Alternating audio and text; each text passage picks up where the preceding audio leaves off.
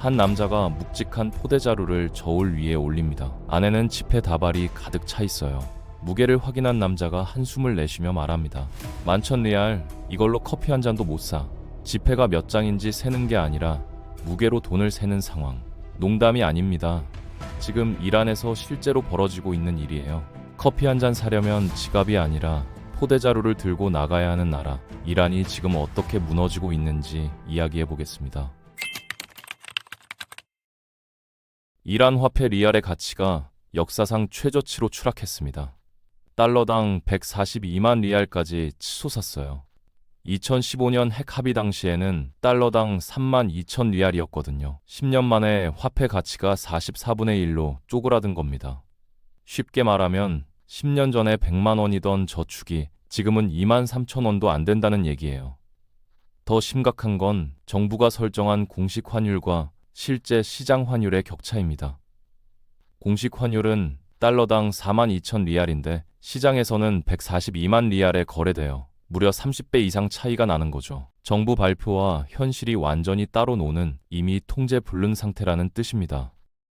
이 여파로 중앙은행 총재가 사퇴했습니다. 모하마드 레자 파르진이라는 인물인데 2022년에 취임해서 3년 만에 물러난 겁니다. 부임 당시 환율이 달러당 43만 리알이었는데 3년 사이에 3배 이상 폭등했으니 책임을 피할 수 없었던 거죠. 중앙은행 총재 사퇴는 단순한 인사 문제가 아닙니다. 정부가 더 이상 경제를 통제할 수 없다는 신호탄이거든요. 분노한 시민들이 거리로 쏟아져 나왔습니다. 수도 테헤란을 비롯해 전국 주요 도시에서 동시다발적으로 시위가 벌어지고 있는데 이번 시위의 특징은 주체가 다르다는 점이에요. 2022년 히잡 시위 때는 젊은 여성들과 학생들이 중심이었다면 이번에는 상인들과 자영업자들이 전면에 나섰습니다. 가게 문을 닫고 거리로 나선 사람들이 시위대의 주축이 된 거죠. 테헤란 중심부에 위치한 그랜드 바자르는 이란 최대의 전통시장입니다. 수백 년 역사를 자랑하는 이 시장이 이틀째 모든 상점의 문을 닫는 철시 파업에 돌입했어요. 주요 IT 상권인 조무리 지역도 마찬가지 상황입니다. 상인들이 장사를 멈추고 거리로 나섰다는 건 단순한 시위 이상의 의미가 있습니다. 하루 문을 닫으면 그날 수입이 사라지는 사람들이 그걸 감수하면서까지 저항을 선택했다는 건 더 이상 참을 수 없는 지경에 이르렀다는 뜻입니다. 한 장면이 특히 화제가 됐습니다. 중무장한 진압대 앞에 검은 옷을 입고 홀로 앉아있는 남성의 모습인데요. 얼핏 보면 그냥 시위 참가자처럼 보이지만 이란에서 이 장면이 갖는 의미는 엄청납니다. 이란에서는 반정부 구호를 외치거나 행진하는 것만으로도 체포 대상이 되거든요.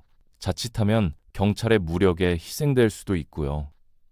그런 상황에서 무장 경찰 앞에 홀로 앉아 있다는 건 목숨을 건 침묵의 저항인 겁니다. 이 장면 하나에 지금 이란이 처한 현실이 압축되어 있는 거죠. 바자르 상인들이 이란에서 역사적으로 얼마나 중요한 존재인지 아시나요? 1979년 이슬람 혁명 당시 팔라비 왕조를 무너뜨리는데 결정적인 역할을 한 게 바로 이 바자르 상인들이었습니다. 그들이 파업에 돌입하자 경제가 마비됐고 결국 왕정이 붕괴했어요. 대규모 시위가 벌어지고 있는 지역도 바로 그때 혁명에서 중요한 역할을 했던 장소들입니다. 46년 전 혁명의 주역들이 다시 거리로 나선 거예요. 혁명의 역사적 뿌리인 바자르 상인들이 경제적 생존권을 걸고 전면에 나섰다는 점은 현재의 신권 통치 체제에 심각한 위협이 되고 있습니다.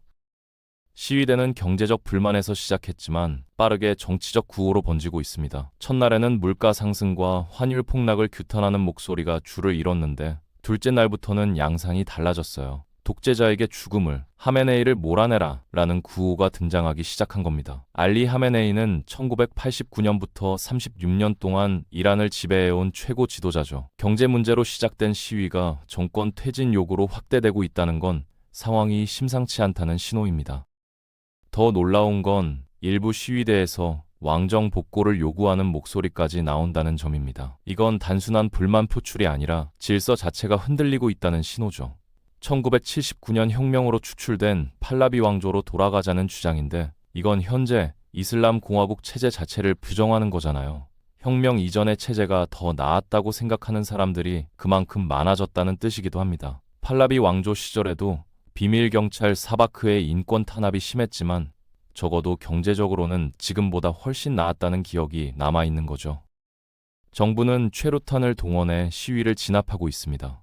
테헤란 일부 지역에서는 완전 무장한 진압 경찰 병력이 대거 배치됐고 시위대를 강제로 해산시키는 모습이 여러 영상에 담겼어요. 그런데 흥미로운 장면도 포착됐습니다. 어떤 영상에서는 시위대의 기세에 밀려 경찰들이 도망치듯 뒷걸음질 치는 모습이 보였거든요.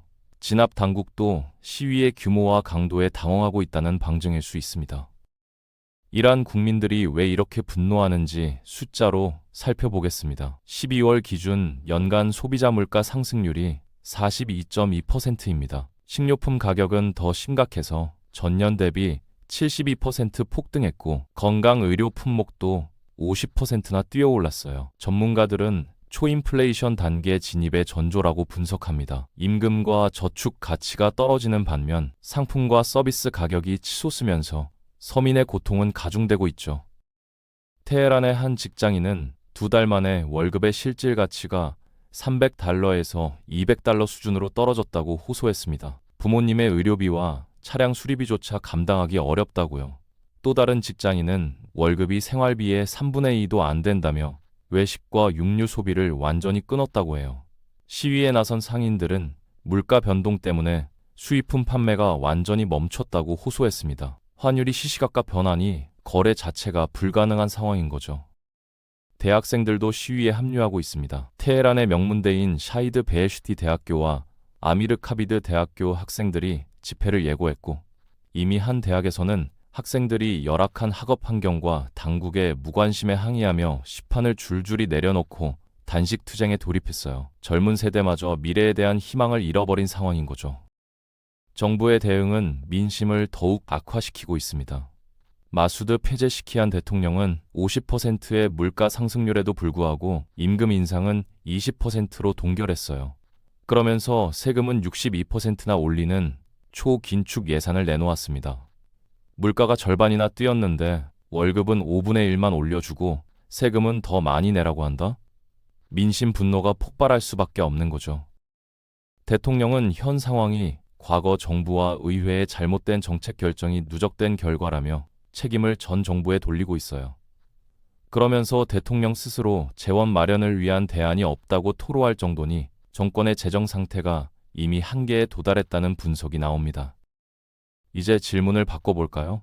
왜 이렇게 됐을까가 아니라 어떤 구조였길래 이렇게 무너졌을까로 말이죠. 이란 경제가 무너진 이유를 찾으려 하면 대부분은 엉뚱한 데서 원인을 찾기 시작합니다. 이란은 돈이 없는 나라가 아닙니다. 돈이 돌지 않는 나라가 됐다는 게 문제죠. 전문가들은 정부의 부실한 경제 운영과 폐쇄적인 경제 구조를 고착화시키는 정책 등이 복합적으로 작용한 결과라고 분석합니다. 외화를 벌 수 있는 길은 사실상 석유 하나인데 그 수입은 국가가 통제합니다. 그리고 그 돈은 전쟁 비용, 제재 대응, 체제 유지에 먼저 쓰입니다. 민간으로 내려오는 돈은 극히 제한적이죠. 돈은 들어오지만 사람들 손에는 닿지 않는 구조. 이게 이란 경제의 본질입니다. 그런데 여기에 서방의 경제 제재가 결정타를 날렸습니다. 2015년 핵합의 당시에는 제재가 완화되면서 경제가 회복세에 접어들었는데 2018년 트럼프 행정부가 일방적으로 핵 합의에서 탈퇴하면서 상황이 급변했어요. 미국의 독자 제재가 재개됐고 이란의 석유 수출이 막혀버린 겁니다.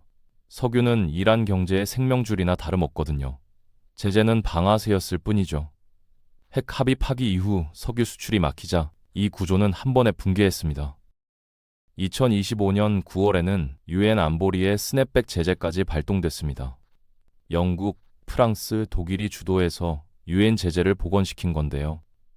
미국뿐 아니라 유럽까지 등을 돌린 상황에서 이란의 해외 자산이 다시 묶여버렸습니다. 가뜩이나 어려운 경제의 마지막 퇴로마저 차단당한 거예요.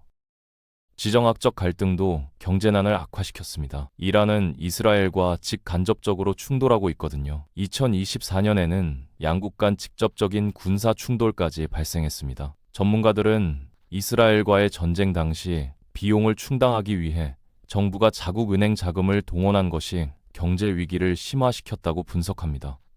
전쟁 비용에 돈을 쏟아부으니 민생에 투입할 재원이 없어진 겁니다. 민생에 써야 할 돈이 총알과 미사일로 바뀐 거예요. 여기에 트럼프 행정부가 이란의 해외 원유 판매를 제한하며 압박을 강화한 것도 상황을 악화시키고 있죠.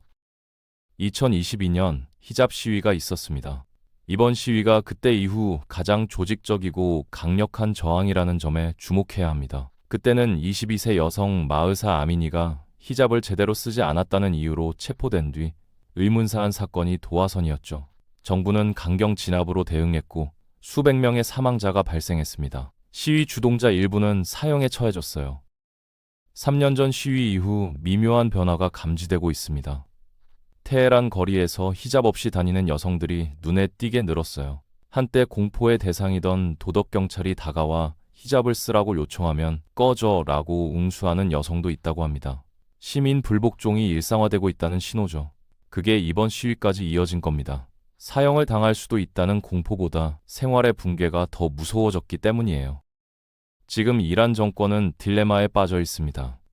수십 년간 누적된 폐쇄적 경제 구조, 외부와 단절된 채 고착화된 시스템, 전쟁 비용을 충당하려고 은행 금고를 털어간 정부, 그리고 출구조차 보이지 않는 제재의 벽. 서방의 압력에 굴복할 수도 없고, 그렇다고 국민들이 경제적 압박을 더 감당할 수도 없는 상황인 거죠. 미국과의 핵 협상은 교착 상태에 빠졌고, 제재 완화의 전망도 불투명합니다. 제재를 풀려면 미국과 손을 잡아야 하는데 그건 체제의 정체성을 부정하는 일이고 긴축을 하자니 이미 바닥난 민심이 버텨주질 않습니다. 사방이 막힌 거죠. 역사는 반복될까요? 1979년 이슬람 혁명의 주역이었던 바자르 상인들이 다시 거리로 나섰습니다. 그때는 팔라비 왕정을 무너뜨렸죠. 살인적인 물가와 억압적인 세금, 그리고 외부의 군사적 압박이 맞물린 이 위기가 어디로 향할지 전 세계가 주목하고 있습니다. 한 가지 분명한 건 있습니다. 이건 단순히 환율이 올랐다고 거리로 나선 게 아니에요. 어제까지 살 수 있던 고기를 오늘은 못 사고 한 달 월급으로 일주일도 버티기 힘들어진 사람들이에요. 병원비를 감당하지 못해 발만 동동 구르는 가족들, 미래가 보이지 않아 단식으로 저항하는 학생들, 가게 문을 열어도 팔 물건 가격을 정할 수 없어서 그냥 셔터를 내려버린 상인들. 그런데 정부는 말합니다. 세금 더 내라. 국민들이 평생 모은 돈이 눈앞에서 녹아내리는 걸 지켜보면서도 말이죠. 이란 국민들은 출구가 안 보여요. 제재는 풀릴 기미가 없고 물가는 내일 또 오를 거고 월급은 그대로니까요. 커피 한 잔 사려면 포대자루 가득 돈을 들고 가야 하는 나라에서 사람들은 지금 내일을 알 수 없는 오늘을 살고 있습니다. 이건 이란만의 이야기일까요? 통화 가치는 무너지고 세금은 오르고 정부는 책임질 돈이 없고 출구는 막힌 상태. 이 조건이 동시에 갖춰진 나라의 결말은 역사적으로 한 번도 달랐던 적이 없습니다. 문제는 무너지느냐가 아니라 언제, 어떤 방식으로 무너지느냐일지도 모릅니다.